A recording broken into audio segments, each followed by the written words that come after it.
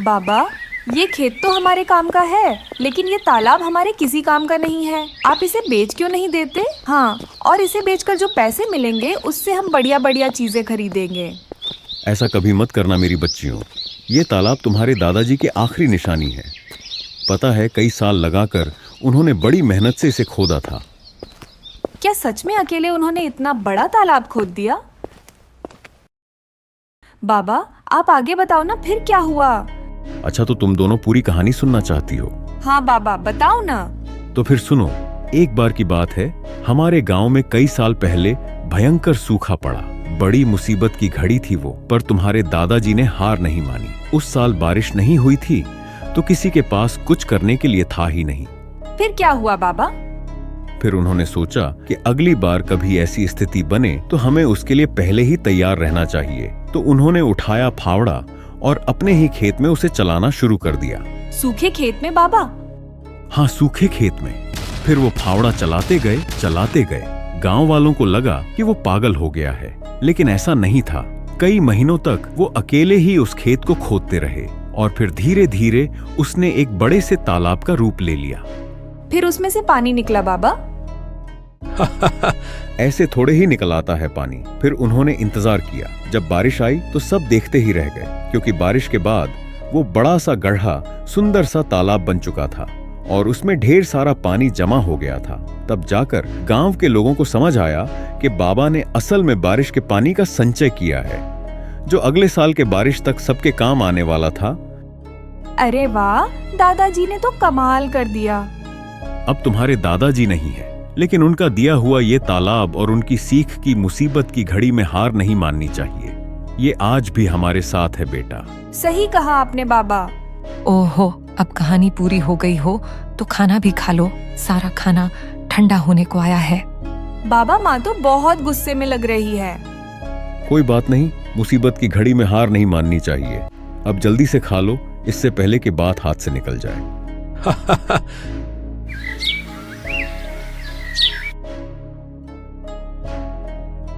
माँ, तुम चिंता मत करो, हम बाबा को शहर लेकर जाएंगे, उनका अच्छा इलाज कराएंगे। पर इतना पैसा कहाँ है हमारे पास? हम कर्जा ले लेंगे माँ। मैं अभी जाकर साहूकार से बात करती हूँ। वो बड़ा बदमाश है कीर्ति, जरा संभल कर। ओहो मनोज, अच्छा आदमी है, इसलिए तुम्हें कर्जा दे देता हूँ, लेकिन बदले में क्या गिरवी रखोगी बताओ? हमारे पास ले देकर एक तालाब ही है भान सिंह जी। अरे उस नाले जैसे गंदे तालाब का मैं क्या करूंगा भाई? उसके बदले तो कोई ढेला भी ना दे। एक काम करो, तुम मुझे अपने खेत के कागज दे दो और 2 लाख रुपया ले लो, ठीक है?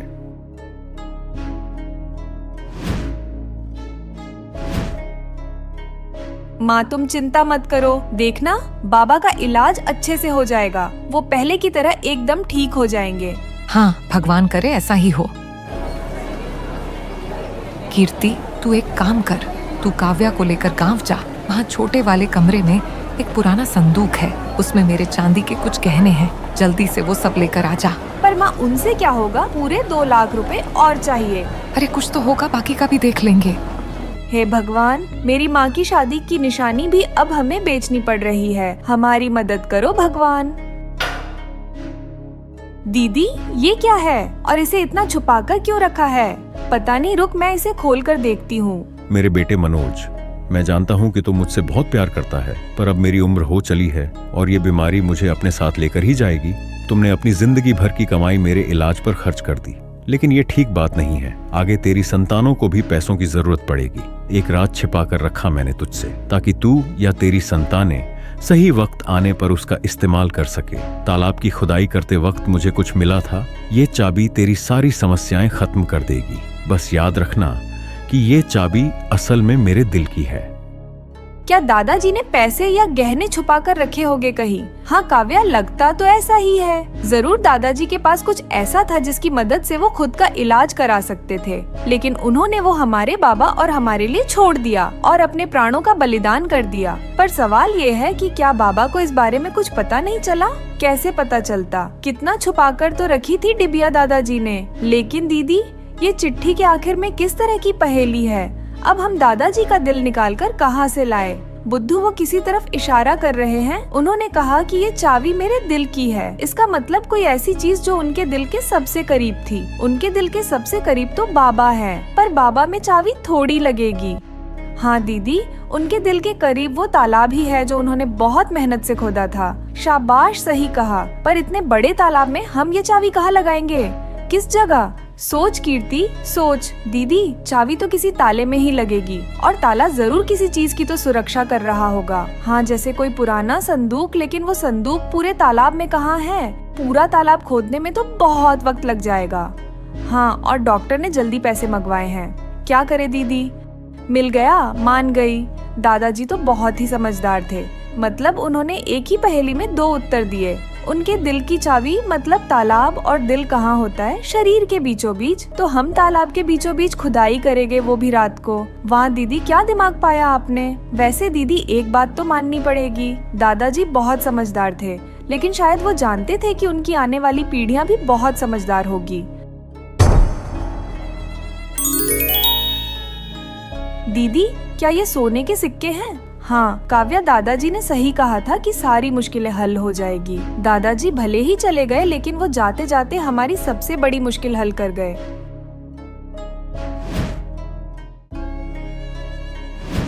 बेटा, अब बाकी बचे सिक्कों का हम क्या करेंगे? माँ, उन्हें बेचकर हम इस तालाब को और बड़ा और सुंदर बनाएंगे, जिसमें प्यारी प्यारी मछलियाँ होगी, और बगल में बगीचा बनाकर लोगों के बैठने का इंतजाम करेंगे। साथ ही साफ पानी के लिए प्याऊ भी लगाएंगे, ताकि हर बार जब भी कोई यहाँ आए, तालाब के किनारे बैठकर ठंडा और मीठा पानी पिए और दादाजी के दिल को सुकून मिले।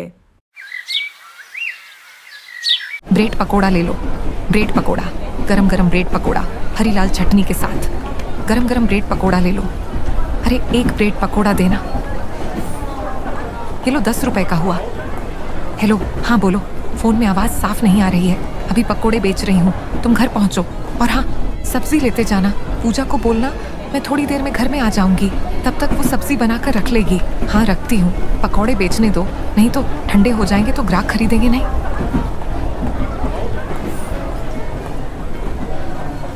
सुनीता, एक काम कर, तो ये ब्रेड पकोड़ा बेचना छोड़ दे। बेकार में तू रोज नुकसान करती है। बेसन, तेल, ब्रेड, मिर्च, मसाला, सब कुछ तो लगता है।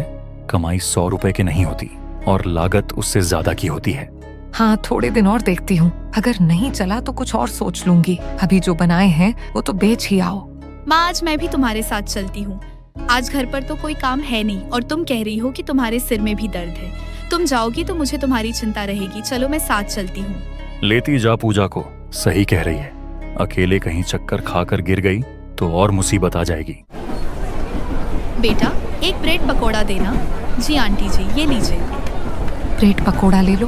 ब्रेड पकोड़े, गरम गरम ब्रेड पकोड़े, लाल हरी चटनी के साथ। आज तू अपनी बेटी को भी ले आई ब्रेड पकोड़ा बेचने के लिए, पर इस डिब्बे में बेकार है तेरा घूमना। यहाँ पर मैं ये सभी यात्रियों को पकोड़े बेच चुकी हूँ। हाँ माँ, बड़ी मुश्किल से एक ही ब्रेड पकोड़ा बिका है। सब पहले ही मंजू ताई से पकोड़े खरीद चुके हैं। हाँ, मैं जानती हूँ। आज मुझे आने में थोड़ी देर हो गई, इसलिए मंजू पहले ही आ गई थी और उसके बिक गए। पूजा बिटिया, हम किसी के हाथ तो रोक नहीं सकते। मैं जानती हूँ मंजू, तूने मेरा काम खराब किया है, पर मैं तुझे कुछ कह नहीं सकती। तू कोई और काम भी खोल सकती थी, पर तूने मेरी रोजी रोटी पर लात मारी है। अरे, जो चलता काम होगा वही तो करूँगी। मेरी मर्जी, मैं जो बेचूं। ट्रेन में मेरी अच्छी कमाई हो रही है तो तू जल क्यों रही है? मैं जल नहीं रही हूँ मंजू। पहले मैं ब्रेड पकोड़े बेचती थी, तू तो अभी आई है। जली तो तू थी मेरे काम से, इसलिए तो तूने मेरा देखा ये काम शुरू माँ, किया। दूसरे ठब्बे में चलते हैं। इनके साथ बहस में पड़ोगी तो और तबीयत खराब होगी। Please please help me. क्या यहाँ कोई आसपास डॉक्टर है? मेरी तबीयत कुछ ठीक नहीं है। मैडम जी, डॉक्टर तो है, पर आपको स्टेशन पर उतरना पड़ेगा। यहाँ स्टेशन के पास ही डॉक्टर की दुकान है। हाँ, मुझे यहीं उतरना है। मेरा होटल बुक है। पर अचानक मेरे पेट पे दर्द हो गया। मेरा 5th मंथ चल रहा है। मैं प्रेग्नेंट हूँ और मैं चाहती नहीं कि मेरी तबीयत ज्यादा खराब हो और मेरे बच्चे को कोई नुकसान हो। नहीं नहीं, सब ठीक हो जाएगा। कभी कभी माँ बनने के दौरान 9 महीनों के बीच इस तरह के दर्द हो जाते हैं। डॉक्टर दवाई देगी तो आप ठीक हो जाओगे। देखिए मारिया जी, वैसे तो आपको ऐसी हालत में ट्रैवल नहीं करना चाहिए था, पर आपने बताया कि आपको अर्जेंट आना था इंडिया। नेक्स्ट मंथ की वापसी है ना, मैं तब तक के लिए कुछ अच्छी दवाइयाँ लिख दूंगी जिससे आपकी तबीयत बिल्कुल ठीक हो जाएगी और आप आराम से ट्रैवल करके विदेश वापस लौट सकते हो। बस थोड़े दिन आराम करना होगा। डॉक्टर जिनसे मेरा ट्रीटमेंट चल रहे हैं, आपने उनकी सारी दवाइयाँ वगैरह देख ली है ना? हाँ, मैंने सारी दवाइयाँ देख ली और कुछ ऐड भी किया है जो आपके पेट के दर्द में आराम देगी। पौष्टिक खाना खाइए और कुछ दिन रेस्ट कीजिए। मैडम, आप थोड़ी देर के लिए हमारे घर चलो, फिर जब आपको आराम मिल जाएगा तब आप होटल चले जाना। वहाँ पर अकेले रहोगे तो। ओह, थैंक यू सो मच। आप बहुत अच्छे हो सुनीता जी। ठीक है, मैं कुछ देर आपके घर पर रेस्ट कर लेती हूँ, फिर रात को होटल चली जाऊंगी। मारिया जी, थोड़ी खिचड़ी और ले लो। बस सुनीता जी, आपने मेरा बहुत ख्याल रखा, थैंक यू सो मच। पेट में दर्द में बहुत आराम है। डॉक्टर ने जो दवाई दी उससे बहुत फर्क पड़ गया। वैसे आपने जैसे बताया कि ब्रेड पकोड़े का काम चल नहीं रहा, आप लोग कुछ और क्यों नहीं बनाते, जैसे कुछ डिफरेंट जो ट्रेन में ना बिकता हो? मैंने ट्रेन में सफर करते देखा, ट्रेन में पिज्जा जैसा कोई आइटम नहीं दिखती। आप लोग ब्रेड पिज्जा क्यों नहीं ट्राई करते? बहुत टेस्टी भी होता है और बनाने में भी आसान। लोग ब्रेड पिज्जा खाना पसंद भी करेंगे। पर मारिया दीदी में तो ब्रेड पिज्जा बनाना आता ही नहीं है। उसकी टेंशन मत लो, वो मैं बनाना सिखा दूंगी। आप लोगों ने मेरे लिए बहुत कुछ किया है, मैं भी तो आप लोगों के लिए कुछ करूँ, मुझे अच्छा लगेगा। अगर आपका ब्रेड पिज्जा का काम चल जाएगा तो कोशिश करके देखते हैं। मैं 1-2 दिन आपके पास रुक जाती हूँ, फिर होटल चली जाऊंगी। तब तक आप पिज्जा बनाना सीख जाओगे। पूजा बेटा, तुम्हें कुछ सामान बताती हूँ, मार्केट से ले आओ।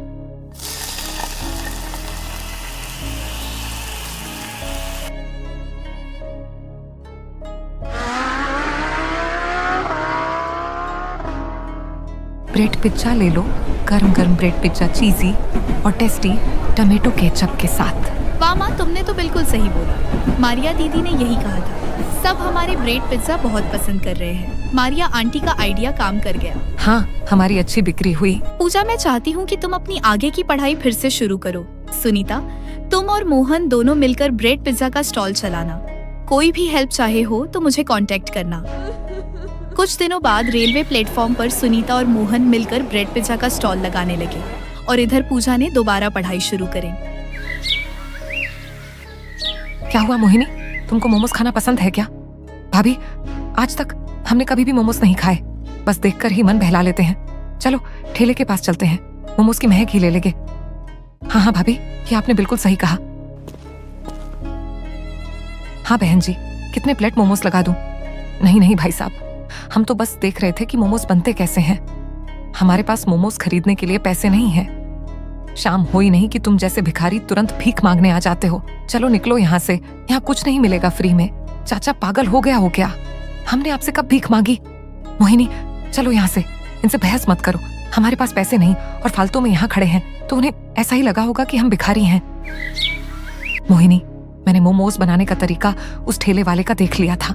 अगर मुझे मोमोज बनाने का सामान मिल जाए तो मैं उससे भी स्वादिष्ट मोमोज बना सकती हूँ। क्या बात है भाभी, आप तो बड़े तेज हो। रुक जाओ पायल, आज खाना बनाने की कोई जरूरत नहीं है। देखो मैं कितना अच्छा स्वादिष्ट खाना लेकर आया हूँ। अरे बेटा, इतना अच्छा खाना तुझे कहाँ से मिल गया? आज मार्केट में एक शादी की पार्टी हो रही थी, मैं वहीं पर कबार उठाने गया था तो लोगों ने मुझे खाना पैक करके दे दिया। क्या बात है भैया, इतने सालों बाद हम इतना अच्छा खाना खाने वाले हैं। कितना बदनसीब हूं मैं, अपने घर वालों को कचड़े का उठाया हुआ खाना खिला रहा हूं। लेकिन कोई बात नहीं, खाना खराब तो है नहीं, इसी बहाने इनके चेहरों पर थोड़ी सी खुशी तो आई। मोहन बेटा, ये कैसा खाना लेकर आया था तू? हम सबका पेट खराब हो गया। सासू माँ, इसमें मोहन जी की कोई गलती नहीं है। इतना अच्छा खाना हमने कई सालों से खाया नहीं था, इसलिए हम पचा नहीं पाया। हमारे पास डॉक्टर से दवा लेने के लिए पैसे तो है नहीं। ऐसा करो, गर्म पानी में थोड़ी सी लौंग, थोड़ा सा काला नमक डालकर पी लो सब लोग, पेट सही हो जाएगा। ये दादी माँ का नुस्खा है।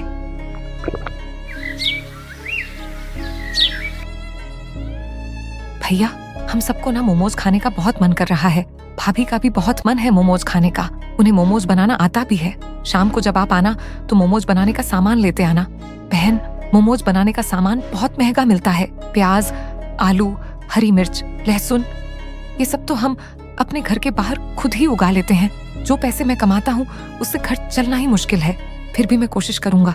कोशिश नहीं लेकर आना भैया, एक बहन होकर मैं आपसे जिद भी नहीं कर सकती क्या?